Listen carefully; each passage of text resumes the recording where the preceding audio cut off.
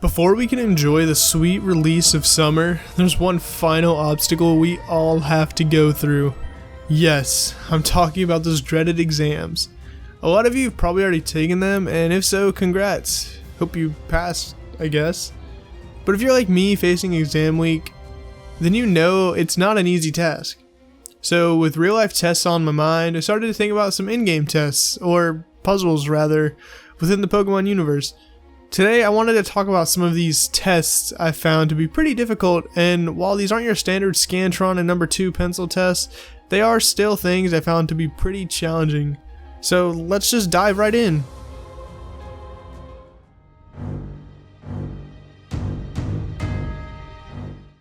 One of the hardest challenges for me was in the region I first started to understand the game's mechanics, and I wasn't just stuck in Route 1 for days.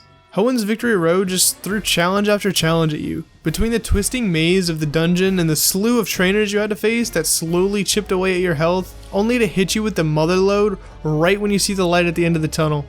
I think Wally is the real reason this is such a challenge, especially if your levels aren't adequate enough to face him, you'll just get blown back.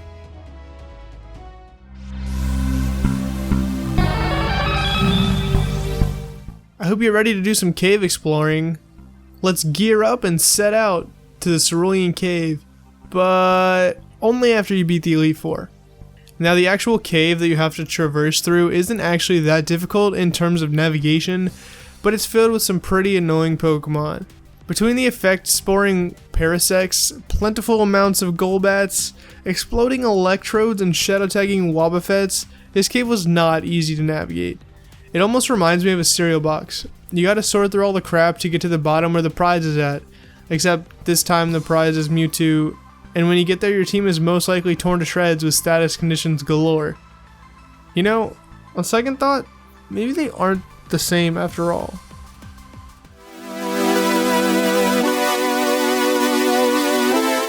The next place on our list is a little out of this world. Literally. The Distortion World is probably the coolest place within the games, but also pretty confusing. The lack of wild Pokemon makes this place a tad bit easier, but it more than makes up for it with the multitude of platforms and twisted warped dimensions, even going so far as to mirror and flip you around, letting you walk on ceilings. Honestly, this was pretty revolutionary, as nothing like this has been implicated and wonderfully made use of the new 3D mechanics.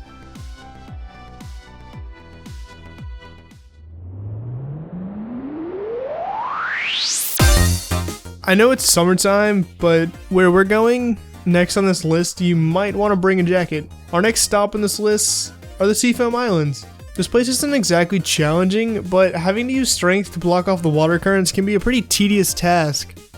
Again, not very difficult, but kind of annoying. Not to mention encountering a Pokemon every couple steps. It can take a process that should last a few minutes and turn it into hours, all for Articuno, a blizzard bird. Which, if we're being real here, would probably give you hypothermia before even getting close enough to battle it.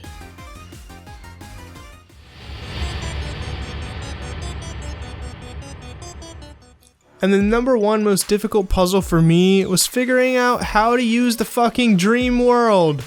I spent forever trying to figure out where people were getting these hidden ability Pokemon, and I honestly thought they were just getting really lucky from these hidden grottos.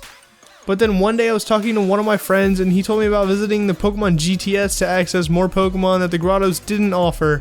It opened so much up to me and I was honestly just at a loss. I could play mini games and find new Pokemon. It was honestly revolutionary, but they made it so hard to find. Or I was just stupid, one of the two. Alright, and as always, we are going to have our comment of the week, which, if you don't know or you're new here, is where I basically take a comment from last week's video, or a few comments, it doesn't have to be just one, and you know, I kind of like spotlight it, because you know, it was a good comment, and I appreciate it. So last week I uploaded the possible Pokemon Sun and Moon landmarks in the Alola region, featuring Pokemon Insider, which if you missed you can check out on screen, or there will be a link in the description to it. And this week we actually have 2 comments of the week, both of them sparking some really great discussion. So the first one is from Plastic Zombies, who says, if we see 2 teams in Sun and Moon, their secret bases could be in the observatory or volcano depending on the game. It could be the same for both of the main legendaries. I definitely think this could be a possibility, and it would make sense because Sun, Volcano, and Observatory Moon enemy teams could fit into it. And the second one is actually going to be by Nito Vigibo Frivold, who says volcanoes are warm. This actually strikes some really great discussion, because what if the volcano is not warm? What if it's cold? Also, for your chance to be featured in next week's comment of the video, let me know some things you found challenging in Pokemon. Maybe you found the same things, maybe you found different things. Let me know. That's all for this week's video. I hope you guys enjoyed, and if you did, maybe caress Celia that like button. What the fuck am I even doing anymore?